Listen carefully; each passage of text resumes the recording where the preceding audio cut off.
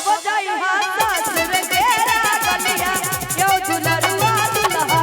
तब जइहा ससुर के गलिया यो दुलरुआ दुल्हा ससुर के कमैया दुल्हा साली के दियो यो दुलरुआ दुल्हा दियो दियो दियो दियो दियो दियो साली के दियो यो दुलरुआ दुल्हा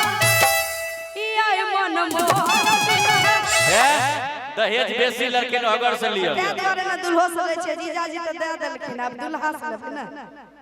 हां अब ना भेले अब चल आ तब जाई हां स्टेज पर आपा यो दुलरुआ दुल्हा तब जाई हां स्टेज पर आपा यो दुलरुआ दुल्हा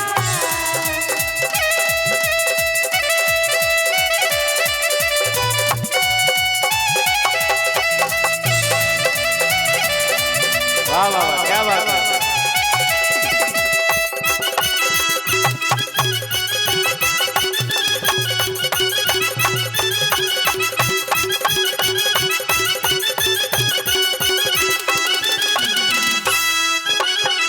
बहुत दिना से दुल्हा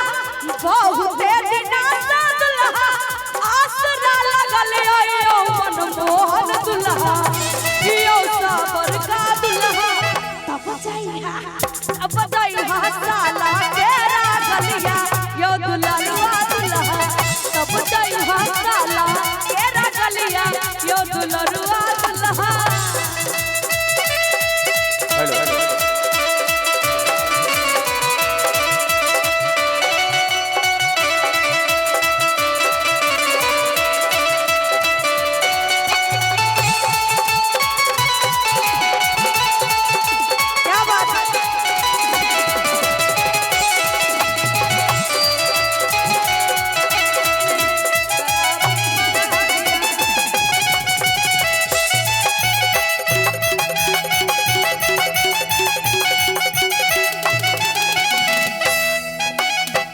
जीजा के कमैया दुल्हा साली के दियो यो दुलरुआ दुल्हा जीजा के कमैया दुल्हा साली के दियो यो दुलरुआ दुल्हा यो मन मोहन दुल्हा अरे जिया तब जाइहा ससुर के गलिया यो दुल्हा हेलो आप दुल्हन सरकार के जीजा जी भेलिए ना कि बुलेट पर जीजा हो बुलेट पर जीजा ले चले घुमा दे बुलेट पर जीजा हो बुलेट पर जीजा ले चले घुमा दे बुलेट पर जीजा जाकर माई के दर्शन तू करे काहे के लगलो हसजे सबरे जाकर माई के दर्शन तू करे